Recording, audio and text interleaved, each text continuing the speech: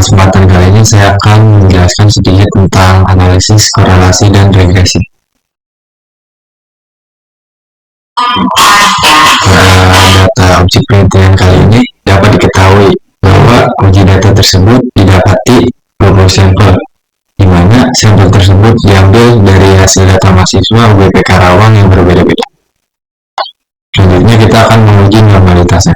Untuk mencari uji normalitas, kita perlu mencari menu analyze, kemudian descriptive statistik, kemudian explore. Selanjutnya, masukkan semua data ke dependent list. Setelah itu, klik OK. Lanjut, masuk ke data view kembali. Selanjutnya, pilih menu analyze kembali, descriptive statistik, dan explore.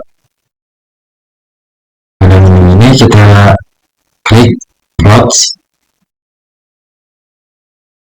Setelah itu, centang faktor level together, normality plot with test, system and click. Kemudian continue. Setelah itu, klik OK. Selanjutnya kita kembali lagi ke data view. Selanjutnya kita akan menguji korelasinya. Untuk mencari uji korelasi, kita perlu mencari menu analyze kembali. Setelah itu, pilih correlate.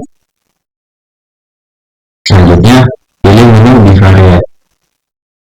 Setelah terbuka menu bivariate, masukkan seluruh data ke variabel. Selanjutnya, masukkan variabel yang akan diuji ke kotak variabel dengan memasukkan data X dan Y. Kemudian, aktifkan box version dan klik OK.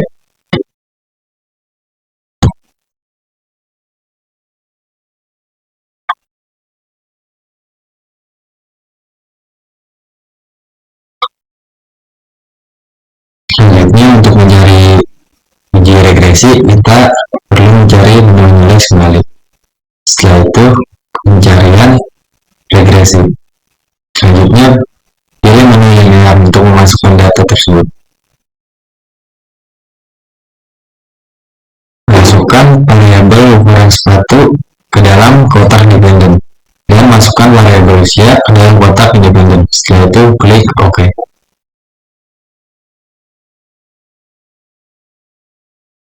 Selanjutnya ada pembahasan. Yang pertama, H0, data berdistribusi normal. Kedua, H1, yaitu data tidak berdistribusi normal.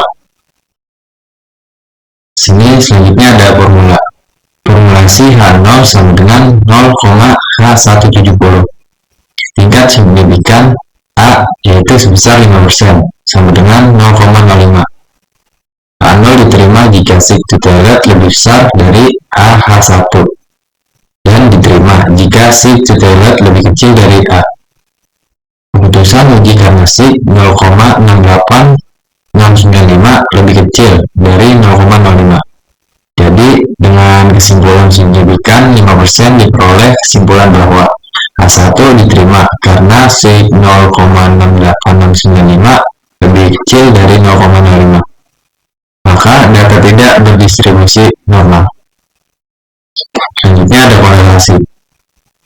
HO yaitu tidak ada korelasi antara 11 kesimpulan nilai X dan IPK. HA yaitu ada korelasi antara 11 kesimpulan nilai X dan IPK.